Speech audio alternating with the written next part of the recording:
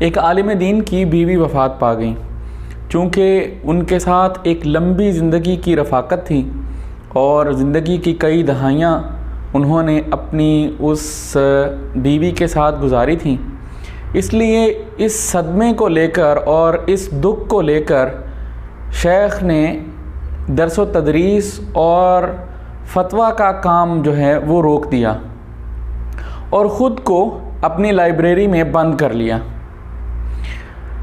चंद दिन गुज़रे, चंद हफ्ते गुज़रे, चंद महीने गुज़रे, लोग आते रहे और उनसे आकर दरख्वास्त करते रहे कि वो दर्स व तदरीस का काम जो है दोबारा जारी करें। लेकिन शेख अपनी उस बीवी के गुज़र जाने में और उसकी जुदाई में इस कदर गमज़दा थे कि उन्होंने ठान ली कि अब दोबारा वो कभी फतवा नहीं देंगे। ऐसे ही माह साल गुज़र रहे थे कि एक दिन एक औरत ने उनकी लाइब्रेरी के दरवाज़े पर दस्तक दी। अंदर से कोई जवाब ना आया। थोड़ी देर के बाद उसने दोबारा दस्तक दी। इसी तरह चंद बार दस्तक देने के बाद शेख ने अंदर से लाइब्रेरी के बंद दरवाज़े के दूसरी तरफ से पूछा कि कौन है। तो वो औरत कहने लगी कि मैं फ़लाँ औरत हूँ और मुझे एक दीनी मसले में आपसे आपका फ़तवा पूछना है। वो फरमाने लगे, बीबी तुम्हें मालूम नहीं है कि मैंने फ़तवा देना बहुत सालों से बंद कर दिया है और मैं अब इस तरह दर्स व तदरीस नहीं कर रहा, इसलिए बेहतर है कि तुम किसी और के पास चली जाओ और वहाँ से जाकर पूछ लो। वो औरत इस बात पर मुसिर रही कि नहीं, अगर वो दीनी मसला पूछेगी तो वो इन्हीं से पूछेगी। बहरहाल कुछ देर के बाद उन्होंने उस औरत से कहा कि ठीक है, तुम बताओ कि तुम्हारा क्या मसला है। तो वो औरत कहने लगी कि देखें, मैं एक गरीब औरत हूँ, इतनी ज़्यादा मुतमव्विल नहीं हूँ, लेकिन मेरी एक सहेली थी जो काफ़ी अमीर थी। आज से कुछ काफ़ी साल पहले, काफ़ी दहाइयाँ पहले वो मेरे पास आई और उसने अपना एक बहुत कीमती हार, अपना जेवर उसने मेरे पास जो है वो रखवा दिया बतौर अमानत। और उसने कहा कि मैं ये अमानत, ये हार तुम्हारे पास रखवा कर कहीं जा रही हूँ, जब मैं वापस आऊँगी अपने शहर में तो मैं तुमसे आकर अपनी अमानत जो है वो वापस ले लूँगी। हाँ, लेकिन इस दौरान में अगर तुम इस कीमती हार को इस्तेमाल भी करना चाहो तो कोई हर्ज नहीं है, तुम इस्तेमाल कर सकती हो। बहरहाल इसके बाद वो कहती हैं कि मेरी सहेली चली गई और दिन और हफ्ते जो है वो गुज़रने शुरू हो गए। यहाँ तक कि काफ़ी महीने गुज़र जाने के बाद मेरी सहेली वापस ना आई और उसका कोई अता पता ना रहा कि वो कहाँ पर हैं, वापस आएगी भी या नहीं आएगी।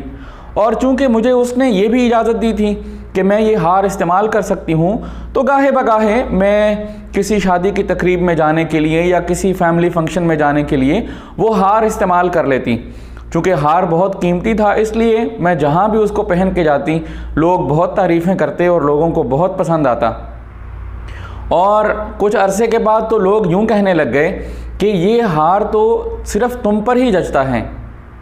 वो कहती हैं कि चंद साल गुज़रे और मेरी सहेली जो है वो वापस ना आई, यहाँ तक कि 10 साल गुज़र गए और वो हार मेरे पास ही रहा, मैं उसे इस्तेमाल करती रही। 20 साल गुज़र गए, यहाँ तक कि मुझे भूल ही गया कि मेरी सहेली जो है वो कोई थी और वो वापस आएगी, और वो हार जो है मैं उसको अपना हार ही समझने लग गई। वो कहती हैं कि इसी तरह मज़ीद साल गुज़रते गए, यहाँ तक कि आज से चंद दिन पहले 40 साल के बाद वो सहेली जो हैं वो वापस आ गई हैं और उसने आकर अपने हार का मुतालबा किया है।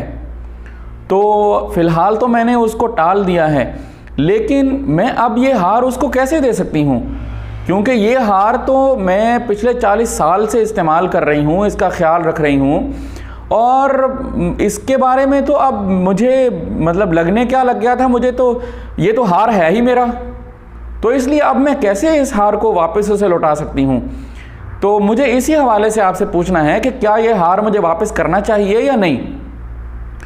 तो वो कहने लगे कि तुम बहुत अजीब औरत हो जब तुम खुद ही बता रही हो कि ये हार जो है किसी की अमानत है और तुम्हारे पास सिर्फ अमानत के तौर पर रखवाया गया था, इसका असल मालिक कोई और है जो कि तुम्हारी सहेली है, तो फिर तुम कैसे ये दावा कर सकती हो, चाहे 40 साल ही क्यों ना गुजर गए हों, कि ये हार तुम्हारा है? चाहे कितना ही अरसा मज़ीद क्यों ना गुजर जाए, ये हार तुम्हारा नहीं हो सकता। ये हार उसी का है जो इसका असल मालिक है, और इसलिए ये हार तुम्हें हर सूरत वापस लौटाना है। वो कहने लगी कि अगर मैं ऐसा कर दूंगी तो मुझे इस चीज़ का बहुत दुख होगा और मैं शायद इसके बगैर रह नहीं पाऊंगी, तो इसके बारे में आपका क्या ख्याल है? वो कहते हैं बहरहाल जो भी है तुम्हें हार वापस करना पड़ेगा। हाँ, अलबत्ता बात ये रही कि तुम्हें ये हार वापस करके दुख होगा। ठीक है, तुमने एक अरसा इसको इस्तेमाल किया है और ये हार जो है वो तुम्हें लगने लग गया कि ये हार तुम्हारा है, लेकिन फिर भी ये हार तुम्हें वापस करना पड़ेगा। अलबत्ता अगर तुम्हें इसका दुख होगा तो तुम्हें उस पर सब्र करना होगा, इसके अलावा और कोई चारा नहीं है, लेकिन हार उसके मालिक के पास वापस जाएगा। ये कहने के बाद जो है वो औरत ने चाहते ना चाहते ये फतवा लिया और वहाँ से चली गई।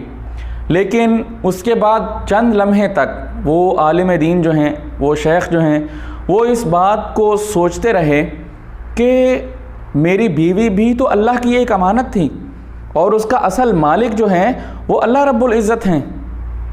अगर अल्लाह रब्बुल इज़्ज़त ने अपनी वो कीमती अमानत मेरे से कई सालों की, कई दहाइयों की रफ़ाकत के बाद मेरे से वापस ले ली हैं, तो मेरा कोई हक़ नहीं बनता कि मैं अपने रवैये से और अपने आमाल से, अफ़आल से कोई बेसब्री का मुज़ाहरा करूं। बल्कि उल्टा मुझे तो शुक्रगुज़ार होना चाहिए उस मालिक का और उस रब का जिसने इतनी कीमती चीज़ जो है, जिसका वो मालिक है, उसने मुझे देकर रखी और मैंने उस औरत के साथ, उस इंसान के साथ बतौर उसका खामन ज़िंदगी गुजारी। वो कहते हैं कि इसके बाद मुझे ये बात समझ आ गई। उन्होंने अपनी लाइब्रेरी का दरवाज़ा खोला, शाम को मस्जिद में गए और दर्स व तदरीस का जो सिलसिला है वो दोबारा शुरू कर दिया।